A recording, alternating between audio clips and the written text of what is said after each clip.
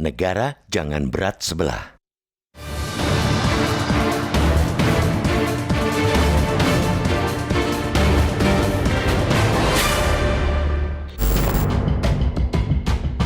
Pesta demokrasi pemilihan umum presiden yang diikuti 3 pasangan calon presiden dan wakil presiden seharusnya menjadi ajang adu gagasan dan program, menjadi ajang kandidasi kepemimpinan yang mencerahkan, bukan memuramkan iklim demokrasi. Tragedi Mahkamah Konstitusi yang telah memberikan karpet merah terhadap putra sulung Presiden Joko Widodo, Gibran Rakabuming Raka, jelas-jelas telah mengkhianati proses demokrasi di negeri ini, telah membuat sejumlah elemen demokrasi kecewa, bahkan marah.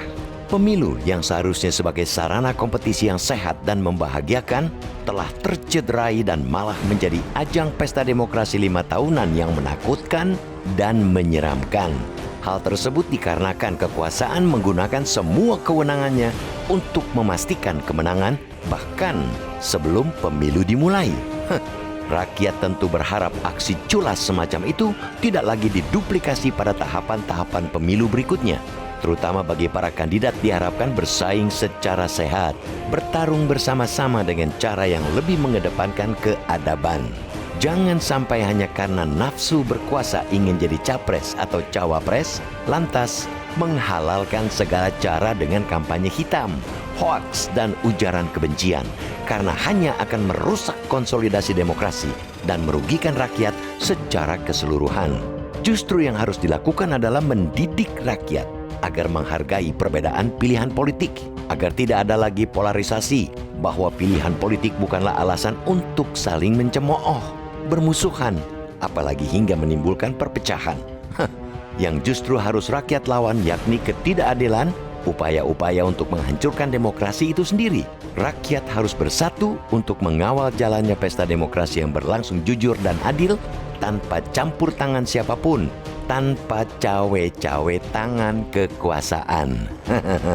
Pemerintah seolah gagal menciptakan iklim kompetisi politik yang sehat, tidak mampu untuk menyediakan level of playing field yang sama. Yang terjadi justru terlihat berat sebelah. Sejumlah temuan justru mengungkap alat negara ikut membantu salah satu paslon. Untuk itulah harapannya bertumpu pada penyelenggara pemilu untuk menegakkan hukum, terutama Badan Pengawas Pemilu untuk bertindak cepat bila ada sesuatu yang bertentangan dengan nilai-nilai keadilan, bertentangan dengan netralitas dan nilai-nilai peradaban demokrasi. Apalagi pasangan calon telah ditetapkan, tidak ada lagi alasan bagi Bawaslu untuk lepas tangan ketika ada pelanggaran seperti selama ini dengan berlindungan pada klausul belum adanya penetapan paslon. Jangan sampai Komisi Pemilihan Umum dan Bawaslu membiarkan semua krisis demokrasi terjadi dan seolah-olah diam membisu. Jika itu yang terjadi akan membuat publik semakin tidak punya harapan sehingga potensial mencari saluran keadilan lainnya dengan turun ke jalan. Mari cegah itu terjadi. KPU secara resmi menetapkan capres-cawapres yang akan berlaga pada Pilpres 2024, yaitu pasangan Anies Baswedan dan Muhaimin Iskandar, Ganjar Pranowo dan Mahfud MD, serta Prabowo Subianto dan Gibran Rakabuming Raka. Semoga penetapan ini menjadi tekad penyelenggara pemilu untuk menjaga profesionalisme, integritas, dan independensinya demi terciptanya pemilu yang berkualitas. Namun demikian, tekad penyelenggara pemilu, KPU dan Bawaslu akan sia-sia jika pemerintah pakai kacamata kuda memenangkan pasangan Prabowo Gibran yang dianggap penerus sejati kepemimpinan Joko Widodo.